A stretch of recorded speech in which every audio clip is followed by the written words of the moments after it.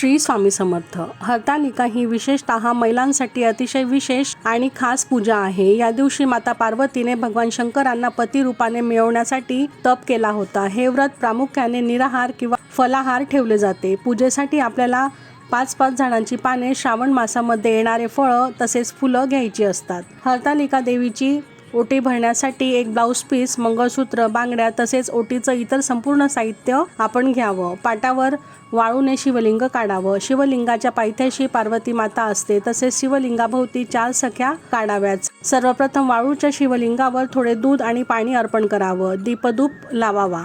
त्यानंतर शिवलिंगाच्या पायथ्याशी असणाऱ्या पार्वती मातेला हळदी कुंकू अर्पण करावं. त्यानंतर 4ही सख्यांना हळदी कुंकू अर्पण करावं आणि शिवलिंगाला चंदन, भस्म हे लावावं. त्यानंतर झाडाची पाने, फुले म्हणजेच पत्री आपण जी घेतलेली आहे ती शिवलिंगावर अर्पण करावी. पत्री अर्पण करताना ओम पार्वते नमः तसेच ओम नमः शिवाय या मंत्राचा जप करावा. त्यानंतर हरतालिका व्रताची कहाणी वाचावी.